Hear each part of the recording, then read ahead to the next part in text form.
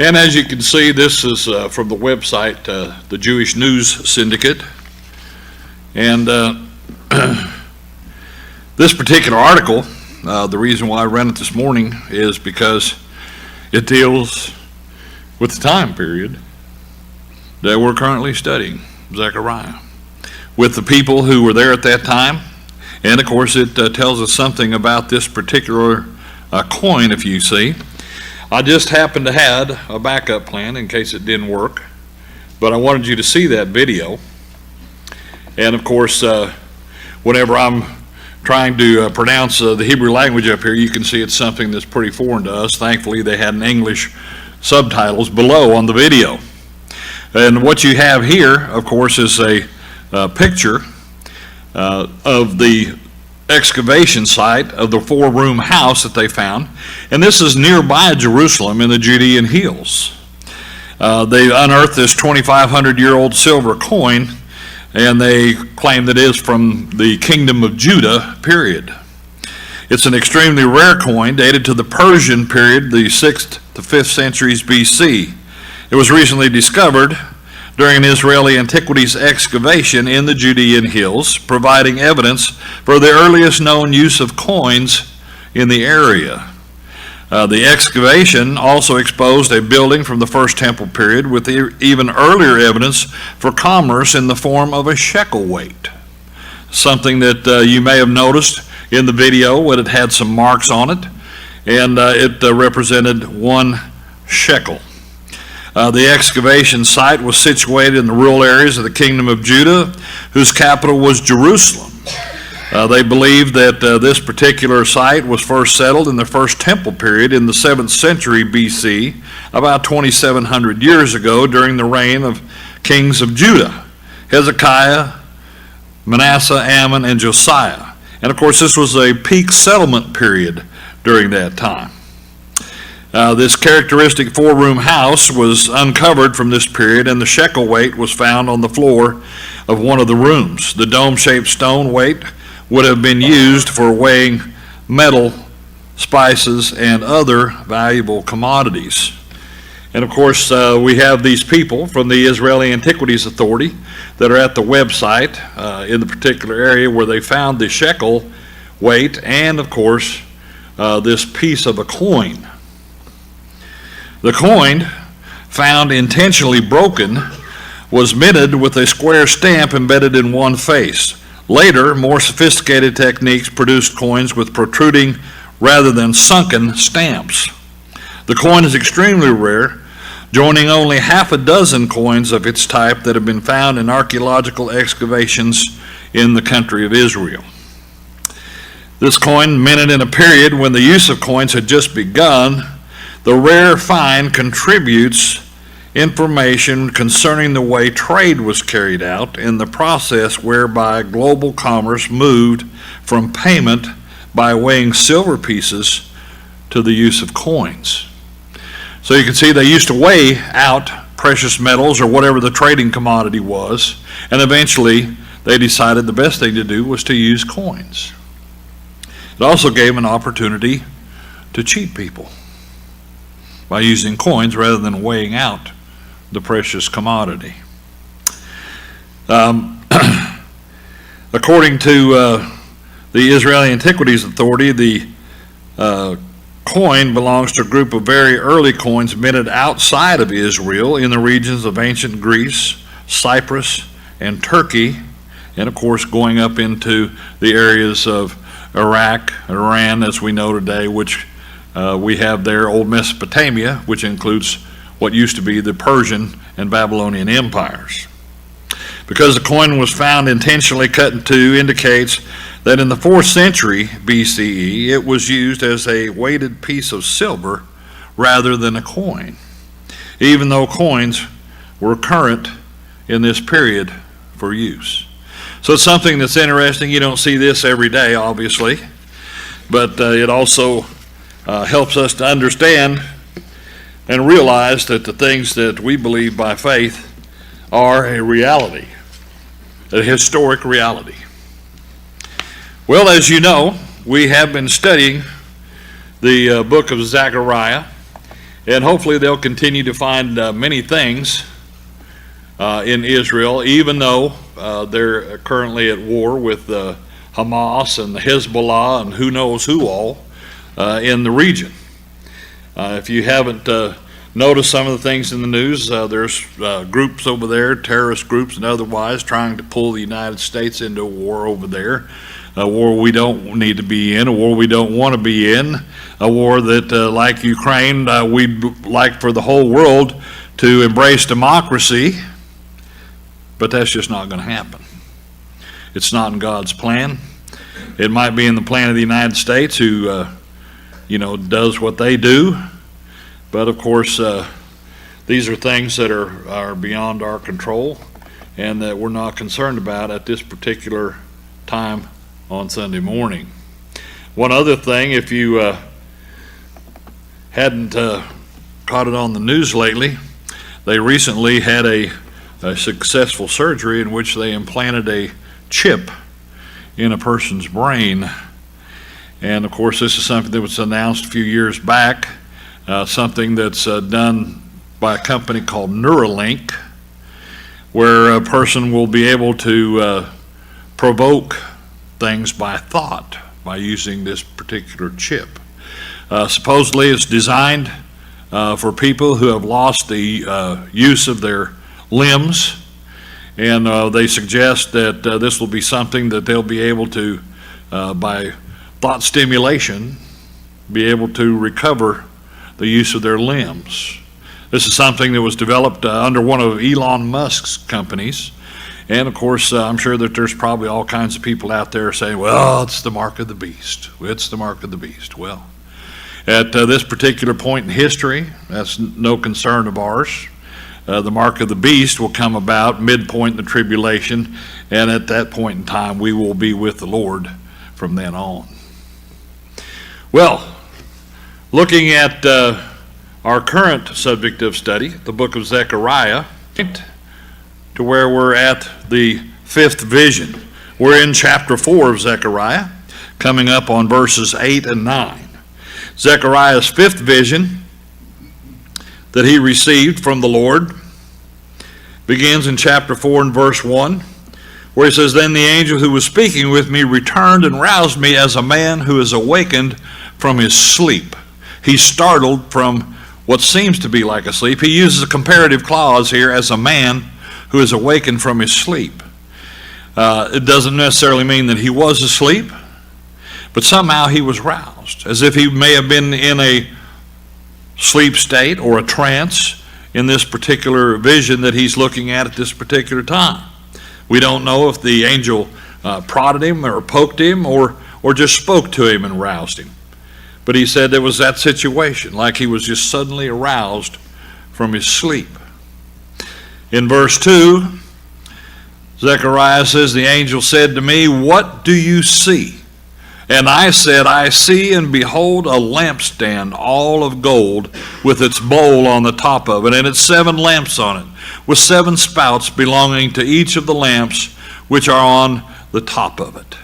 And of course, the picture that you have here are technical to this, and we were able to put it on display here, but this is something that depicts exactly what's described in Zechariah chapter 4 and verse 2. And of course, the things that you see here, you see some golden tubes, if you will, going to these olive trees that are on each side of the menorah here. And of course, this is a hybrid menorah, something that represents the Holy Spirit. The menorah, of course, was kept continually burning in the temple. And like the lamp that continually burns, the Holy Spirit continually works in the life of believers. Zechariah goes on to say also he sees 2 olive trees by it, one on the right side of the bowl and the other on its left side. So we have 2 olive trees, the golden pipes here, feeding the oil necessary to light the lamps, going to this large bowl at the top of the menorah that he described in here. And of course, there's more information about this. I believe it's about verse 12 of chapter 4 that we'll get into a little bit later, and what this symbolism will tie it all together and talk about what it means at that time. Chapter 4 and verse 4, he says, Then the angel said to me who was speaking with me, or then I said to the angel who was speaking with me, What are these, my Lord? Now, of course, he uses a Hebrew pronoun here, a demonstrative pronoun, elah, asking what are these things that he's seeing. We know that it's a plural pronoun, and there's at least two things that he sees that he doesn't understand. Assuming that these things are the pipes that you can see going to the olive trees, because he described everything else. Going on in verse 5, So the angel who was speaking with me answered and said to me, Do you not know what these things are?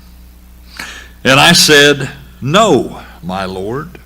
Well, these are things here, a rhetorical question in a sense, for effect. Do you not know what these things are? Obviously, Zechariah questioned what they were. He wanted to know what these things were. Like any good, worthy prophet, he wanted to know what he was seeing, things that he didn't understand, things that he'd never seen before. And respectfully replies to the angel, No, my Lord. And of course, this tells us that he regarded this angel, this speaking angel who's interpreting these things for him, as somebody of higher status than he himself. In verse 6, Then he, the speaking angel, said to me, This is the word of the Lord to Zerubbabel, saying, Not by might nor by power, but by my Spirit, says the Lord of hosts. Of course, the lampstand being symbolic of his Spirit. But when he talks about not by might nor by power, he's talking about human attributes, the human attributes of might or power, of strength that's required, of course, to do things, especially on a reconstruction of the temple in Jerusalem. But this is the Lord's directive will for Zerubbabel, the directive will. Things will be done not by human might nor human power, but by divine power, by the power of his Spirit. He goes on in verse 7, the speaking angel saying, Who are you, O great mountain? You shall become a plain. And also he says, and he, referring to Zechariah, will bring forth, or not Zechariah, Zerubbabel, he will bring forth the top stone with shouts of grace to it. We looked at these verses this last week, and we understand that this is God's directive will for Zerubbabel to work on this project, to supervise this project as a superintendent. We have no evidence anywhere by our historian Ezra or by what's said by Zechariah or Haggai that Zerubbabel, who was the appointed governor of Judah, that he actually got down in there and got his hands dirty with everybody else. It is possible, but we have no evidence of that at this point. Moving on to chapter 4, verses 8 and 9. Also, the word of the Lord came to me. This is something that Zechariah says. Previously, the speaking angel had received the word of the Lord. Now, it came to Zechariah. And here, the word of the Lord says, The hands of Zerubbabel have laid the foundation of this house, and his hands will finish it. He says, Then you will know that the Lord of hosts has sent me to you. This last sentence here sounds very familiar if you remember what was said towards the end of chapter 2. And of course, those words were sent by the angel, or said by the angel of the Lord, who was speaking to Zechariah at that time, and specifically his message was to the daughter of Zion. And that is where, in the first person, he declared his coming in the future. The angel of the Lord, of course, being the pre-incarnate person of Jesus Christ. Picking up in Zechariah chapter 4, verses 8 and 9, we have in our translation, in our notes on page 183, also the word of the Lord came to me, saying, the hands of Zerubbabel have laid the foundation of this house, and his hands will finish it. Then you will know that the Lord of hosts has sent me to you. Now this all looks, like I said, pretty much generic, and brings up a remembrance of chapter 2 and verse 11. But there are some subtle differences here that we need to know, that will help us to make sure we know exactly who's speaking and exactly who's addressed in this particular part of the passage, as opposed to what happened in chapter 2. It is different. Zechariah chapter 4, verses 8 and 9. In the Hebrew, we begin with Wayehi, the while conjunction here, translated also by the New American Standard, plus Yehi, which is the Cal imperfect, third person masculine singular of the verb haya, similar to imi, the to be verb, if you will, to be or become. So we have also in the third person, it became. What was it that became? Well, this is standard Hebrew word order with the verb out front with the while conjunction here, showing us this is a consecutive part of what's going on in the fifth vision. That's followed by debar Yewah, which is the masculine singular construct of the noun dabar, which is a word or the word of in the construct form, plus Yewah, the masculine singular proper noun, a Lord, or as we call him, Yahweh, the Lord. That's followed by the prepositional phrase ele here, el preposition here, often translated as unto or to, plus the yod, first person singular suffix, me or my, to me. So we have the word of the Lord, also the word of the Lord came to me. That's followed by the cal infinitive construct with the lamed preposition here, le amor, and of course the verb amar here, which means to announce, to speak or say. As previously throughout most of the prophets in the Old Testament, we find this translated as saying by the New American Standard and several other English translations. Basically, in a literal sense, it means to speak. The word of the Lord came to me to speak. The infinitive construct, of course, has a certain purpose in here, and that is to speak. That's what the word of the Lord is doing. That's his purpose, to speak to Zechariah. That's followed by yede, not payday, but yede, the masculine dual construct of the noun yad here. This is emphatic in verse 9, a new sentence that does not begin with the verb in the standard Hebrew word order. So that's how we know it's emphatic. So we have Yadeh, which is hands, or the hands of, the masculine dual construct noun. Anytime in the Hebrew, whenever you're talking about hands or a pair of hands, it's a dual form. That's followed by Zerubbabel, which is the proper noun, of course, Zerubbabel. So we have the hands of Zerubbabel. That's followed by Yesedu, which is the PL perfect third person plural of the verb yasad. And this is an intensive verb form, the PL is, which means to found or lay a foundation.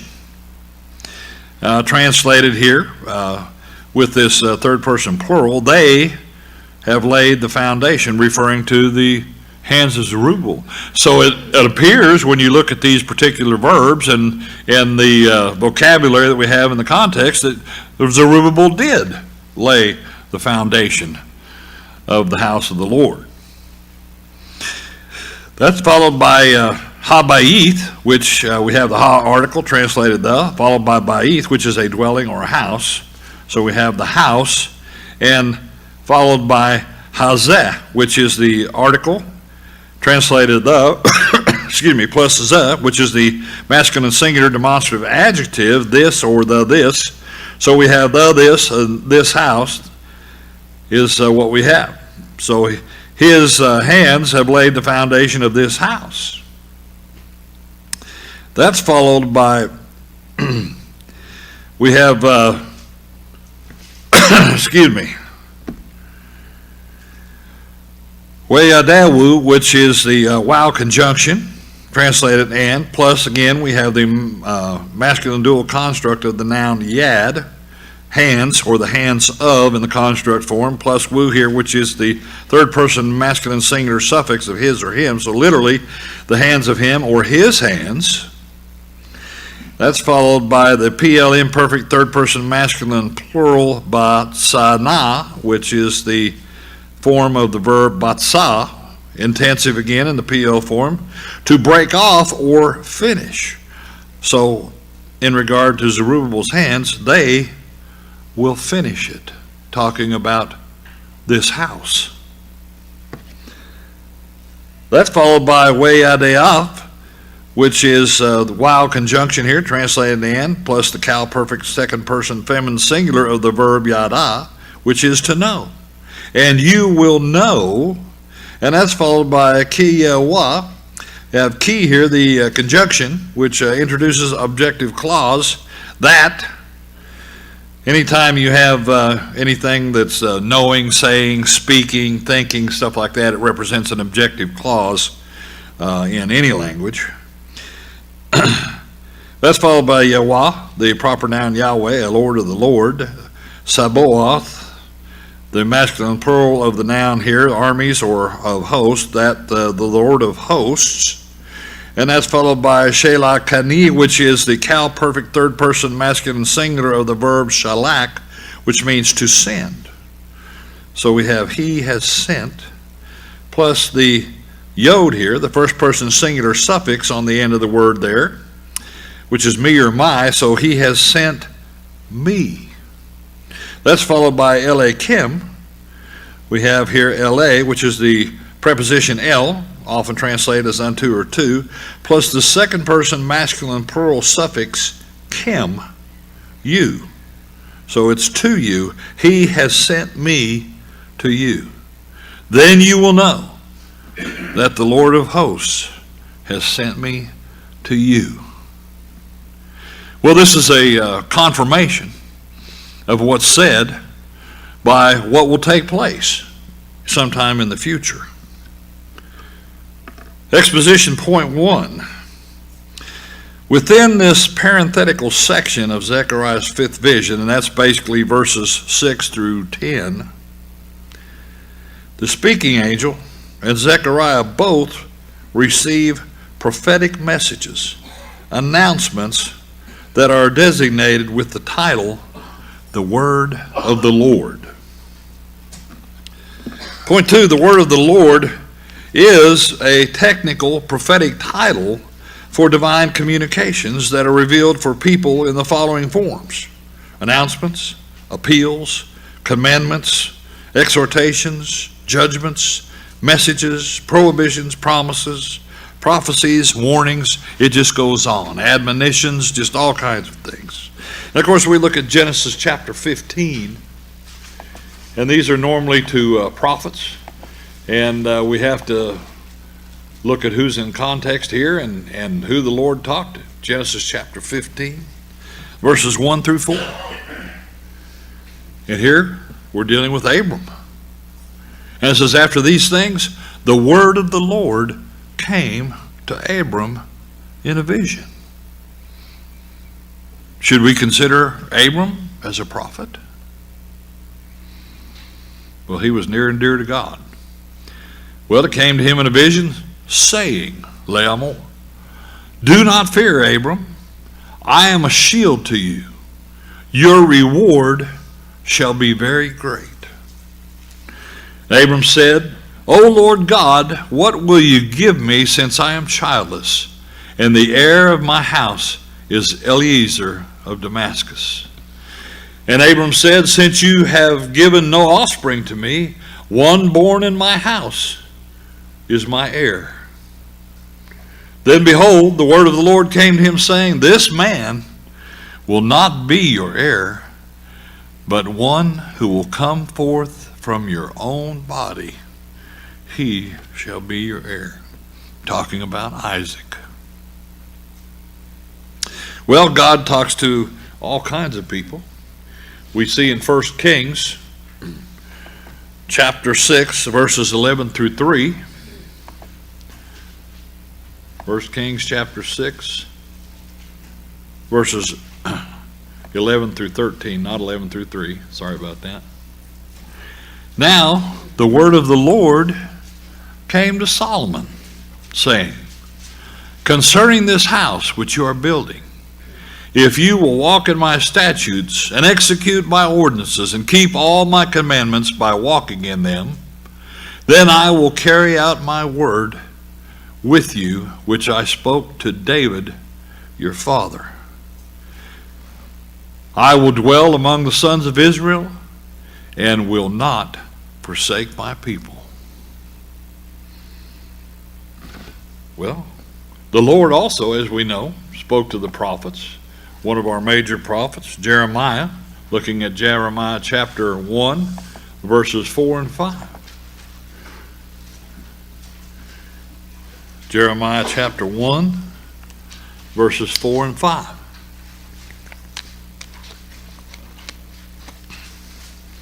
And here Jeremiah says, now the word of the Lord came to me, saying, before I formed you in the womb, I knew you. And before you were born, I consecrated you. I have appointed you a prophet to the nations. This is something that we have to understand about all the prophets of the Old Testament Hebrew text, that God appointed these people. He knew them just like he knows us before we were in the womb, before the foundation of the world, in history past. Moving on to page 184 and point 3. In chapter 4, verses 6 and 7 of Zechariah's record of his fifth vision, the speaking angel spoke a prophetic announcement that revealed two prohibitions and a specific directive to Zerubbabel, the governor of Judah. And of course, that directive was God's directive will for Zerubbabel. Point 4, the message from the Lord revealed the means by which the reconstruction of the temple would be completed, not by any human might or human power, but by my Spirit, the divine might and power supplied by God the Holy Spirit. That's how it's going to get done. Point 5, Zerubbabel should not be discouraged at the size of the task before him, the attitude of the workforce, or the circumstances around the project, because the promise of divine power is more than sufficient for any condition, task, or situation. If you remember back in our study of Ephesians, Paul talked about the power of God that raised Jesus Christ from the dead. Incomparable power, immeasurable power, unknown to man. But by it, mankind can accomplish what some think is impossible. That's what the Bible tells us. Point 6, furthermore, the word of the Lord figuratively depicted the removal of any obstacle or opposition to the rebuild project, the great mountain, and the setting of the top stone on the top of the temple walls. These are things that some of the neighbors that lived in the land near the people who were trying to rebuild the temple tried to make impossible for them. But whenever we consider what the Lord has to say and the things that he's done in the past We look at Jeremiah chapter 32, verses 26 through 27. Of course, going back again to our major prophet in the Old Testament, Jeremiah 32, verses 26 and 27. And here again we have the word of the Lord that came to Jeremiah, saying, Behold, I am the Lord, the God of all flesh. Is anything too difficult for me? Well, it's not. This is something, of course, that's stated in the Old Testament. And if we look to the New Testament, to Luke chapter 1 and verse 37,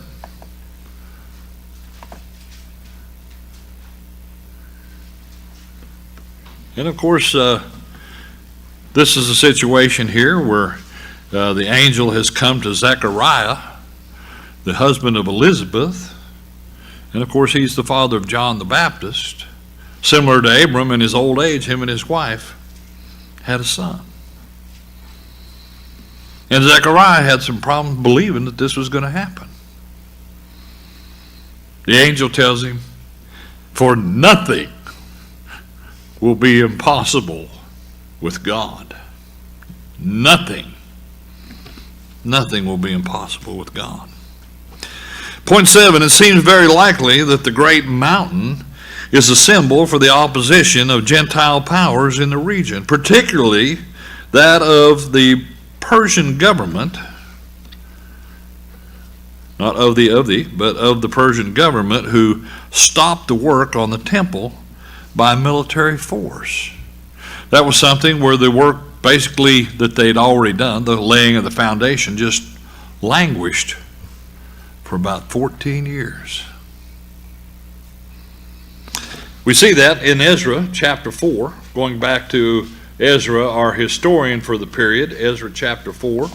Ezra was the scribe, and of course he was also a teacher. Ezra chapter 4 and verse 23. And of course the government officials in the land that had been appointed by the Persian government and other people, there was an uproar about the Jews rebuilding this temple, and they created all kinds of lies and damning information and sent that to the king.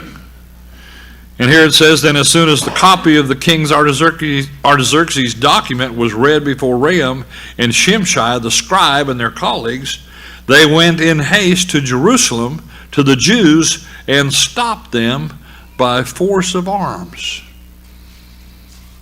They went down there with the Persian military.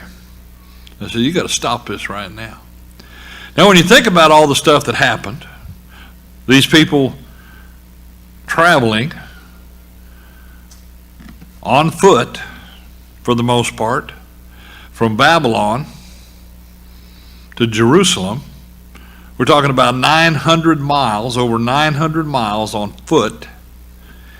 And then they get there, and of course they find the city's in terrible shape. Temples torn down.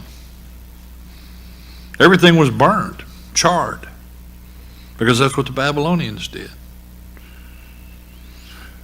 And then I'm sure there was a long cleanup period. There was waves of Jews that came from Babylon. And then, of course, after they got in the country, there were waves of them, phases of construction where people came to Jerusalem and worked on the temple. So they probably had a long cleanup project. But one of the first things they did, the first time they came, is they set up an altar. And they offered burnt offerings because they were afraid of the people that were living in the land. There was something about those people that scared them. And of course we know that these people, a lot of the people that were living in the land, specifically in Samaria, were dumped there by the king of Assyria. Exiles from another country that were dumped there. Ezra tells us about that. And of course these are the people, like good neighbors. They started trouble for the Jews when they returned to Jerusalem. They wrote all these letters. They hired lawyers, attorneys, if you will. Wrote up these letters sent them back to the Persian government and said that these are the same people who back in the day decided they weren't going to pay tribute to the king of Persia. Or, I'm sorry, the king of Babylon. Well, you know, that might get the ears of people in power at the time, and it did. And of course, eventually they were able to appeal, but it took quite some time.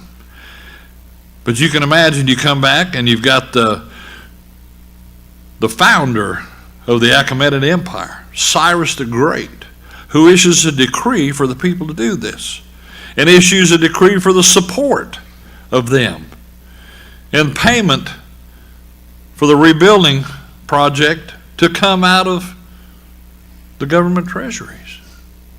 You would think, well, there'd be no problems. But with all the things that happened, these people became afraid. They became discouraged.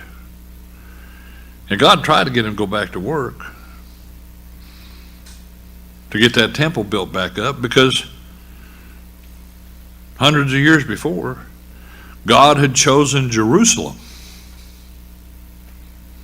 as a place for his name. He wanted it back.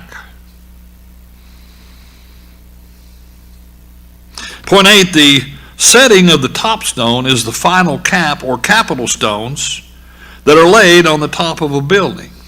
This is something that we're told that he will bring the top stone and lay it with shouts of grace, grace to it. But that's they're laid on the top of a building or a column or on top of the exterior walls of a building. These stones are a sure sign of completion. I can tell you, I've worked a few construction projects, and whenever we saw those top stones go up, whatever they were, pieces of granite or whatever, marble, on the exterior of a building or even on the interior, years ago worked on a government building, and we had to put up this wall cladding, and up at the top, we had to put a trimmer on there, a top stone, if you will, and it was, 30 feet off the ground. We were on scaffolds, and of course these pieces of stone that we were putting up there weighed hundreds of pounds, and it wasn't easy. But I was sure glad when that last piece went in. There it is. Doesn't it look pretty? Oh yeah, it looks beautiful. It's over. It's completed. Point 9, the speaking angel's prophetic message to Zerubbabel should not only be a great encouragement to him and Joshua, but also to all the remnant of the people of Judah and Israel. Now, if we look back at a passage in Haggai, contemporary prophet of Zechariah, Haggai, chapter 1, verses 12 and 14, 12 to 14. And here, of course, there's been some the word of the Lord that came to Haggai, and certain things were said, and this is the result. Then Zerubbabel, the son of Shealtiel, and Joshua, the son of Jehozadak, the high priest, with all the remnant of the people, obeyed the voice of their Lord their God and the words of Haggai the prophet, as the Lord their God had sent him, and the people showed reverence for the Lord. Then Haggai, the messenger of the Lord, spoke by the commission of the Lord to the people, saying, I am with you, declares the Lord. So the Lord, what did he do? Well, he inspired these people. It says here that the Lord stirred up the spirit of Zerubbabel, the son of Shealtiel, governor of Judah, the spirit of Joshua, the son of Jehozadak, the high priest, and the spirit of all the remnant of the people, and they came and worked on the house of the Lord of hosts, their God. And as it goes on, it gives a date, chronological marker in time. It's a historical marker. We know when that happened. But these people were encouraged by what they heard. That's the things everybody, from one point or another in time, runs into some kind of roadblock, some obstacle, some opposition. And you need encouragement. That's what we need. From time to time, we just need a little encouragement. Sometimes it just takes a little bit. Sometimes it takes a lot. Sometimes it might take a little kick in the behind. And God can do that for you.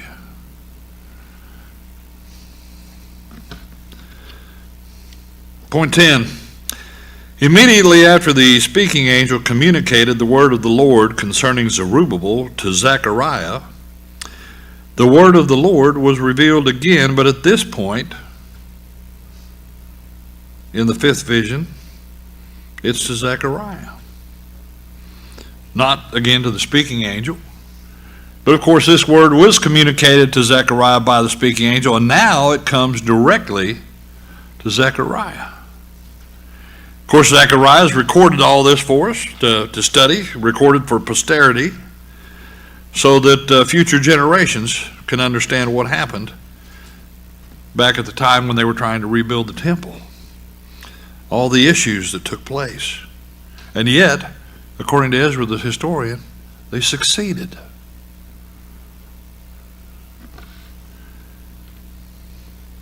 Point 11, Zechariah wrote these words. Wayehi debar Yewah ele le'amor, translated by the New American Standard, is also the word of the Lord came to me, saying. Point 12, because this message was revealed to Zechariah from the Lord during his vision, it constitutes another prophetic message, a divine communication from the Lord himself. And of course, we saw this same thing back in Zechariah chapter 1 and verse 1, and we have a chronological marker with it, where he says, in the 8th month of the 2nd year of Darius, the word of the Lord came to Zechariah the prophet, the son of Berechiah, the son of Iddo, saying. Also, we see it in at the beginning of the first vision, chapter 1 and verse 7, where he gives us another chronological marker and says what's happening on the 24th day of the 11th month, which is the month Shabbat. In the 2nd year of Darius, the word of the Lord came to Zechariah the prophet, the son of Berechiah, the son of Iddo. Here it says as follows. Behind as follows, we have the similar Hebrew language, le'amor, saying. But he says here as follows, because he begins the first vision and says, I saw at night. So all these visions he saw at night. We have nothing else in the context that tells us that there's another date, another time that he saw these visions. All of these 8 visions that we'll be studying in Zechariah were seen on one night, as far as the book tells us. Point 13, in our previous study, Zechariah's contemporary prophet Haggai also received some similar prophetic messages from the Lord. And of course we saw that, we won't go back there, but in Haggai 1:1, same thing. 1:3, 2:1, 2:10, and 2:20. The word of the Lord came to Haggai. And if you remember right, in the language there, it said it came by the hand of Haggai. It came to him.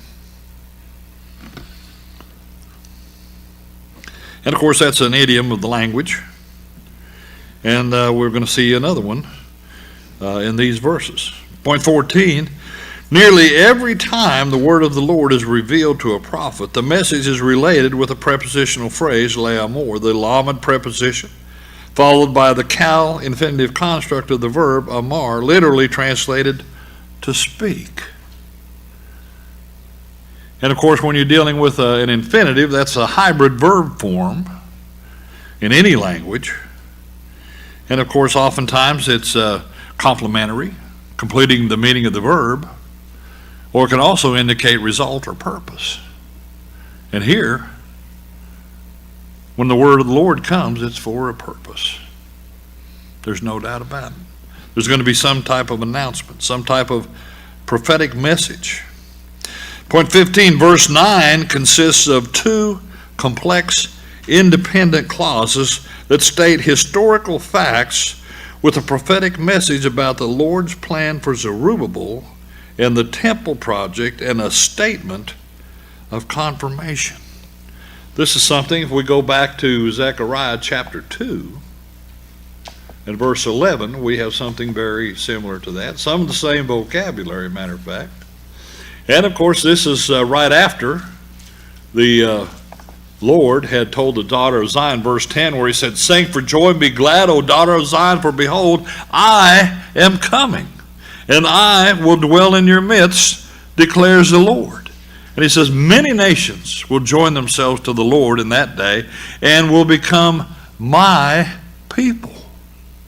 He said, then I will dwell in your midst, and you will know that the Lord of hosts has sent me to you. And that's the type of a sentence that we're dealing with right there. It has this divine communication, historical facts, things that are going to happen in the future, and of course that statement of confirmation at the end. Then you will know that the Lord of hosts has sent me to you. Point 16, instead of beginning with the verb out front in verse 9, this message placed emphasis elsewhere with the words, Yedeh Zerubbabel Yesedu Habayith Hazeh, which is translated, the hands of Zerubbabel have laid the foundation of this house. And let's stop right there, and we'll take a break and pick back up at point 17 on 185 in about 15-20 minutes.